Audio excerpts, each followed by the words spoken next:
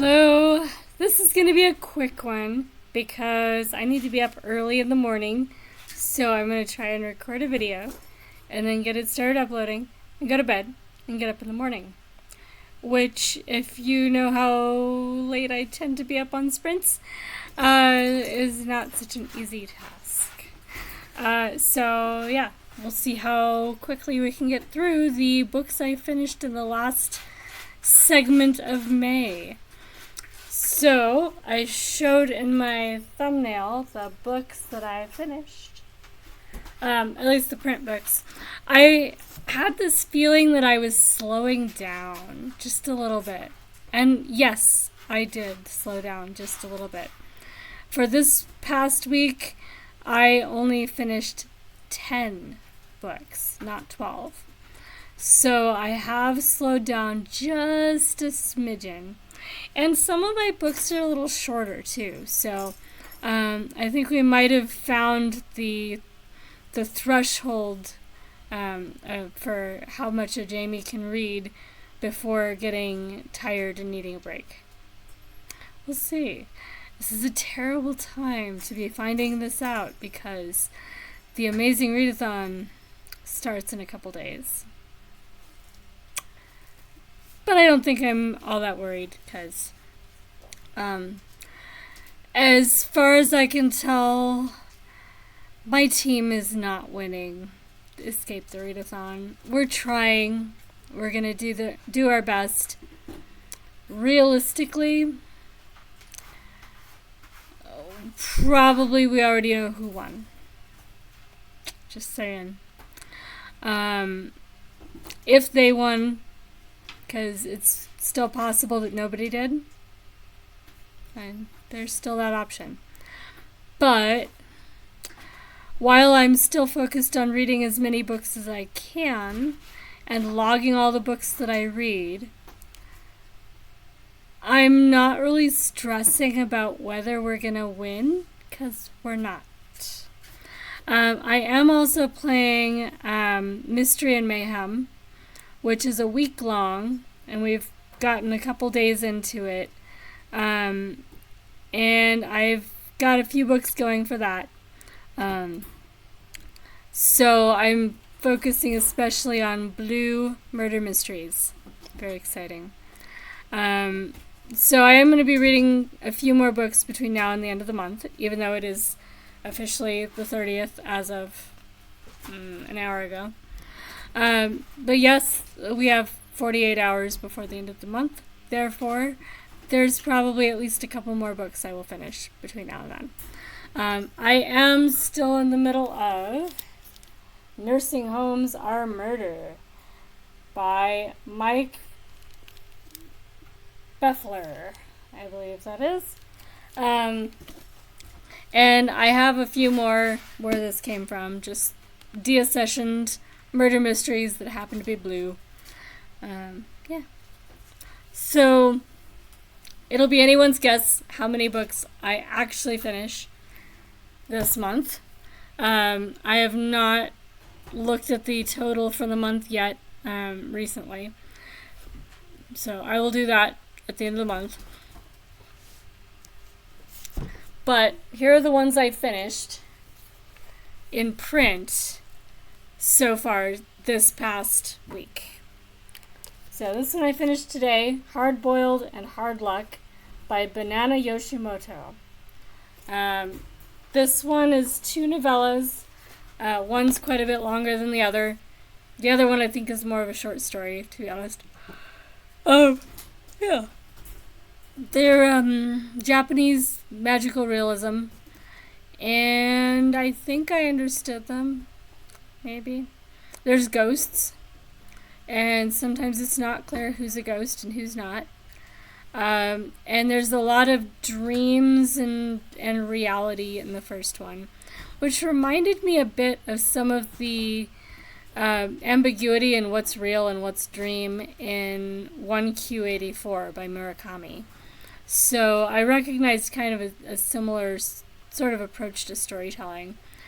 I'm not sure it's my favorite, but 3.75 to 4 stars. probably. I gave it 4 stars on Goodreads. So a good book. Not long enough for the Mystery and Mayhem books, because those have to be 200 pages or longer. This one's not 200 pages. It did count for Escape the Readathon, so I did log it for that. But yeah, that's the only one that's too short so far that I'm working on. Dinosaur Planet by Anne McCaffrey. I did not enjoy this book. I was bored. So, yeah. But if you're really into dinosaurs, I think it might be a great book. I just have never really been really into dinosaurs, so that would have been the hook on that book, and it did not hook me. Ceremony by Leslie Marmon Silko. This one is the sort of novel poets probably really enjoy reading. There's a lot of poetry in it.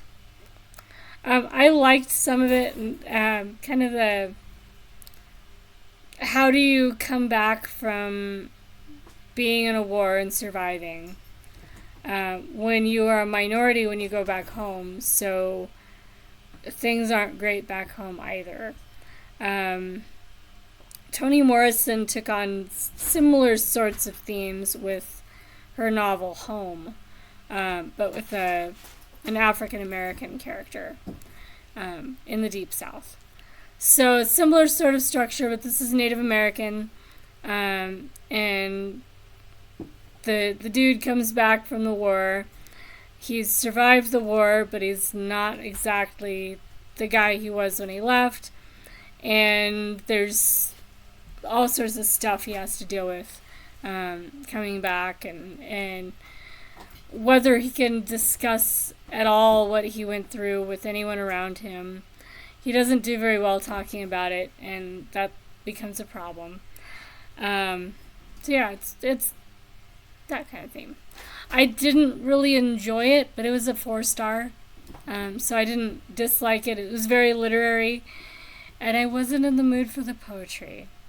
So you can tell a theme here. They're not terrible. Well, Dinosaur Planet was a 2.5 to 3 stars, so that one... Yeah. But it's been a while since I had a book where I was like, wow, this is such an amazing book. At least in the print books. It's been kind of one of those weeks. So it's no wonder, actually, that I've slipped a little bit from averaging 12 books a week to 10. I know. I need to step it up a little bit, right? Evil Intentions, a feng shui murder mystery by Denise Osborne. Yes, feng shui does factor into this murder mystery, although I'm not really sure I buy it. Like, if you're going to do a feng shui murder mystery, then feng shui should factor into solving the murder or why the murder happened or something, necessary to the plot. And I felt like the feng shui was absolutely just tangential, more just a character trait for the main character and not much else. So if you're gonna write a book that you're gonna label as a feng shui murder mystery, you need to figure out how feng shui is vital to the story and keep it vital. So that the reader then has to buy into at least the possibility that feng shui works. I didn't get that in this book. So I was a bit disappointed. I don't believe that feng shui works. I'm not really into it. I have dabbled just for the hell of it, but same as numerology or like the color energies sort of stuff, or all the different astrological signs for all the different cultures that do that. It's kind of all rolled into the weird things people do category for me. And I did not feel challenged in any way reading this book. feng shui just still doesn't seem like a thing. And I don't think the characters, most of them, believed that it was a thing either. So, it's about a 3.5 star book. I might have given it 4 on Goodreads just to be nice, but it's disappointing. Not a terrible book, just didn't do what it promised. And I read Poor Things by Alistair Gray. I don't remember who was talking about this one, but somebody on BookTube this past month has talked about Poor Things. It has a zombie in it. It's kind of a Frankenstein, but Frankenstein's monster is female instead of male. And yeah, it's more based in Scottish experimental medicine with magnetism kind of era stuff. Historical fiction plus zombies. So. And here lies the problem, because I don't know if I talk about this in very many of my videos, because I don't read many books with zombies in them. I don't like zombies. I've found a few books occasionally where the zombies were okay, but for me the zombies are never going to be the draw for reading a book. So this was not a book for me. And there's weird sexual content and just, I don't know. Weird sexual content in a zombie book already is interesting. Anyway. The writing was lovely. I will give it that.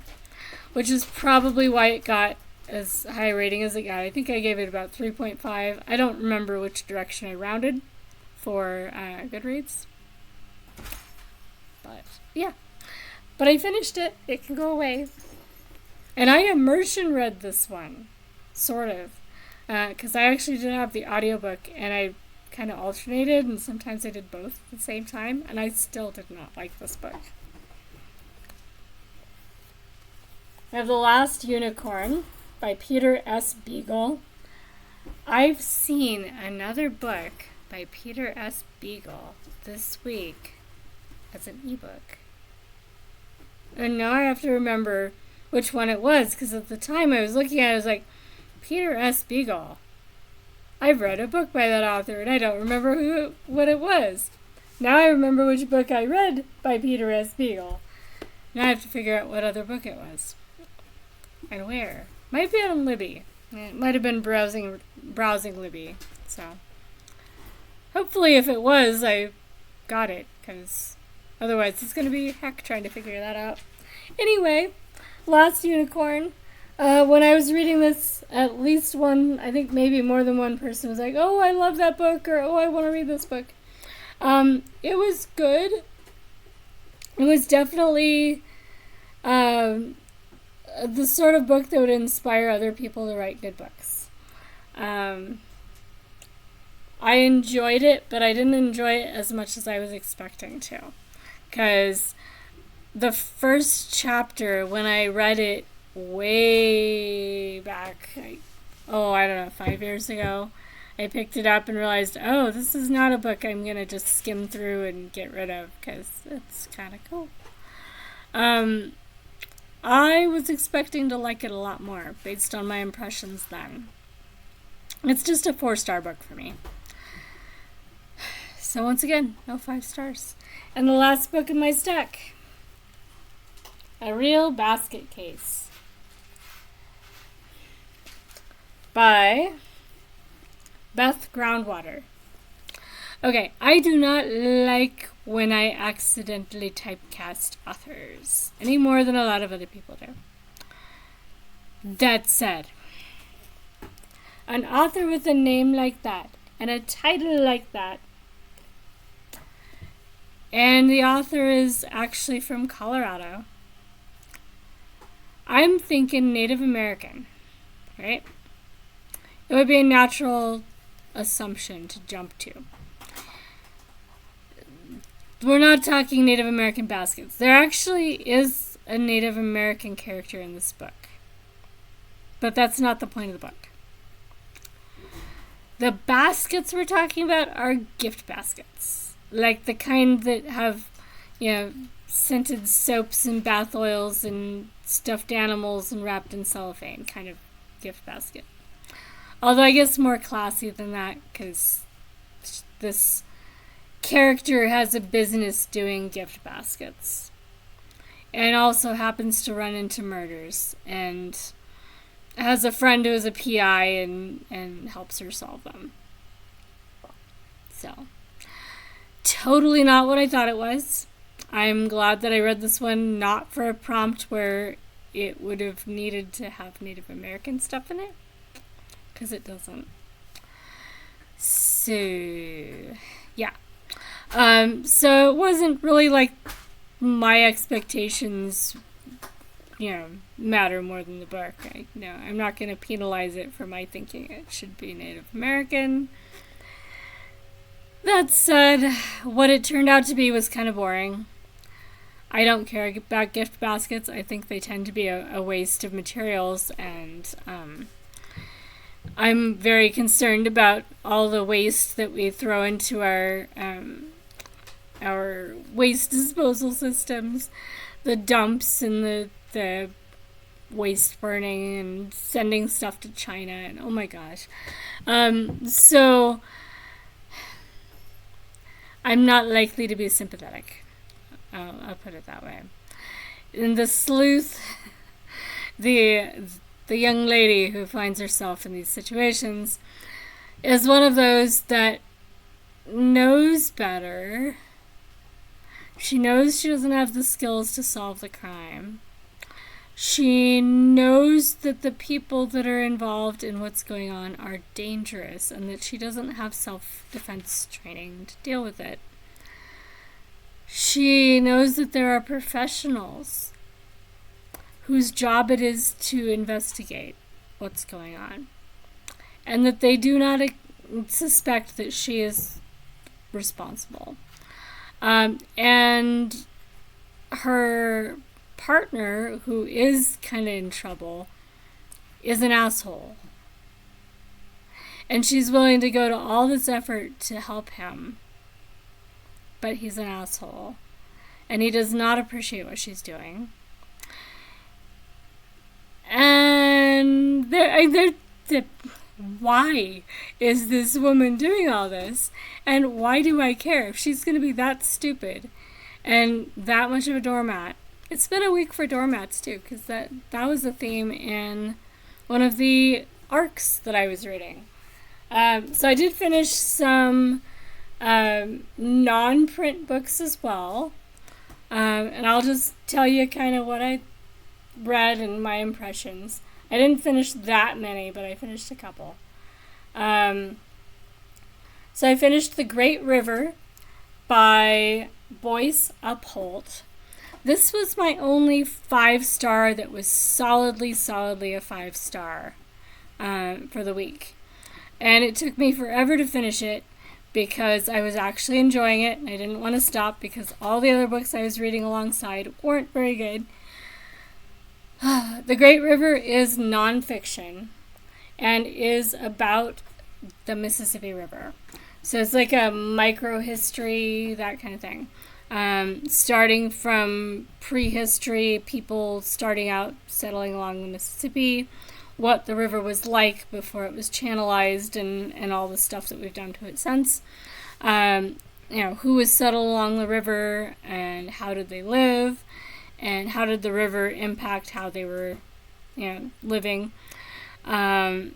What evidence is there of these people? So some of those mounds that you hear about sometimes, that the later settlers decimated so much of that. The artifacts that were left behind by these earlier civilizations being horribly racist and short-sighted, and So it starts out with that and then moves into more recent history and all the way to the present. There are chapters on kind of the ecology of the river as we've been messing with it. The chapter on flooding in modern day was especially interesting because by that point you also have more information about all the other stuff going on.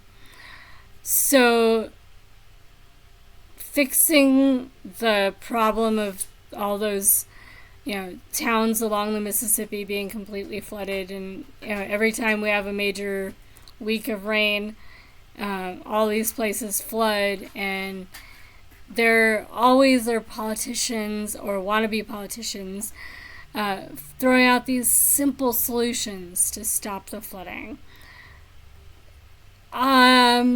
This is one of those books that once you read it, you're like, okay, there is no simple solution. You have no clue what you're talking about. So that was amusing, in a interesting some way. Yes. So I enjoyed this book. It was very informative, very readable. I don't remember when it comes out, but it comes out this year.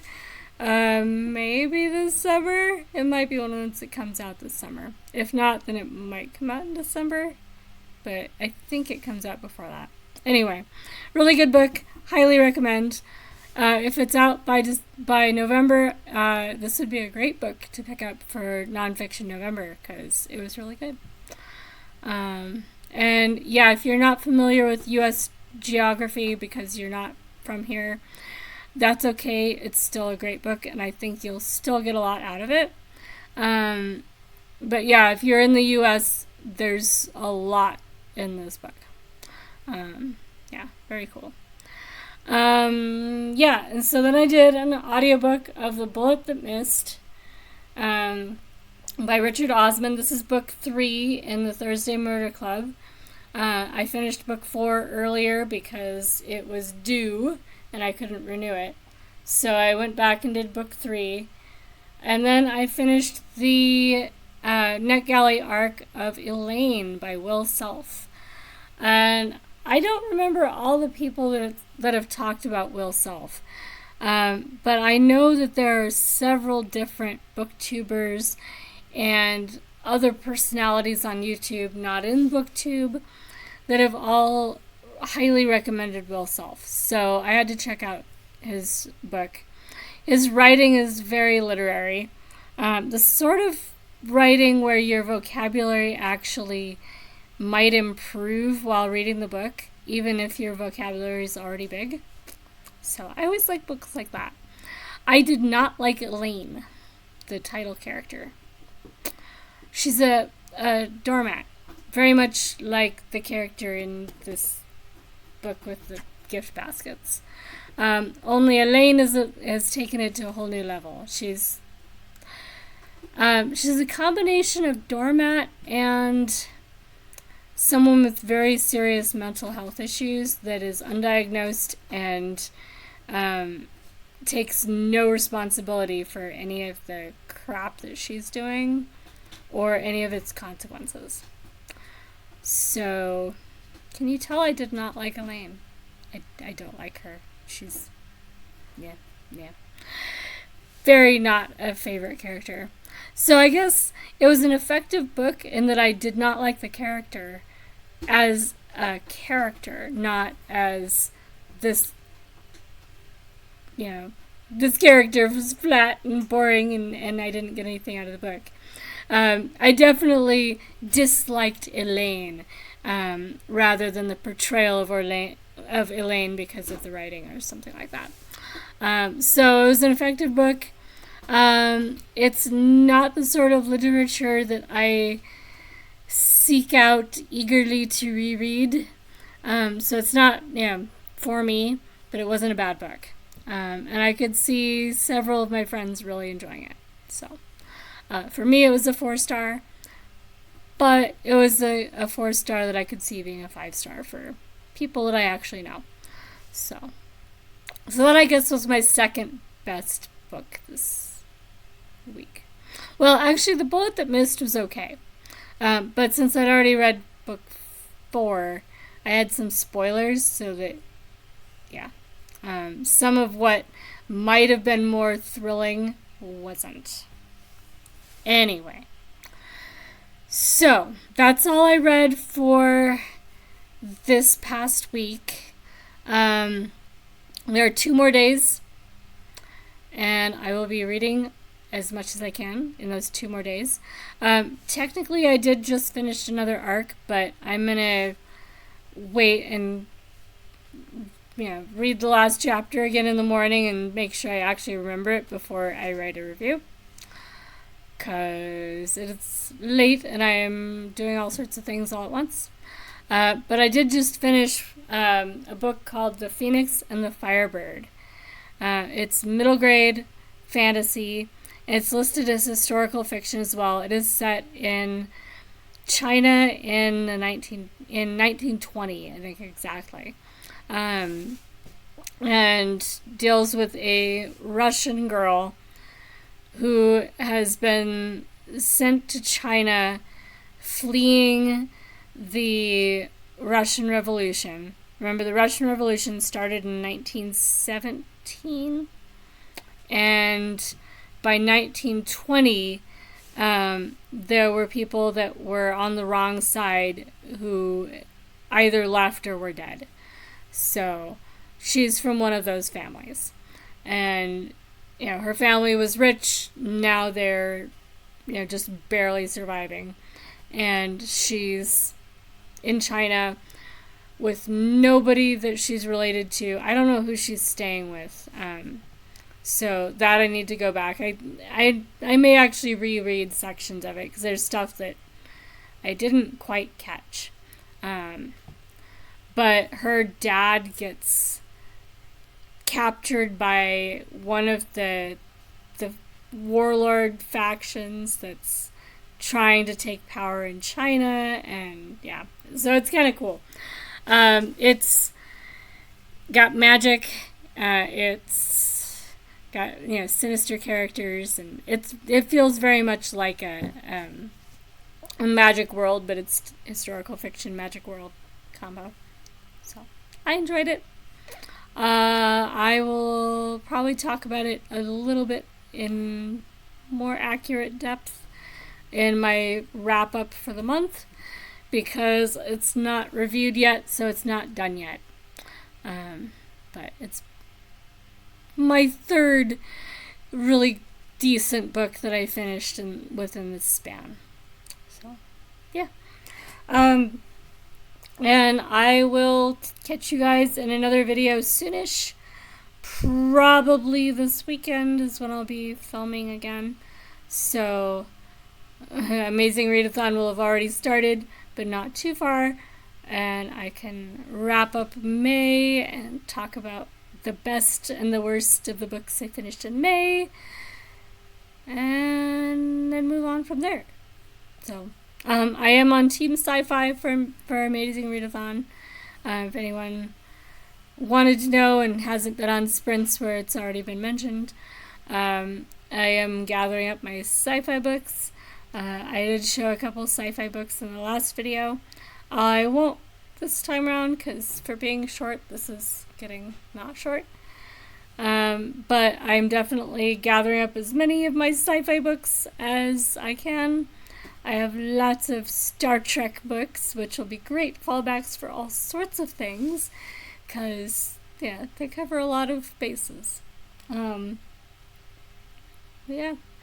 So I will catch you guys in the next video.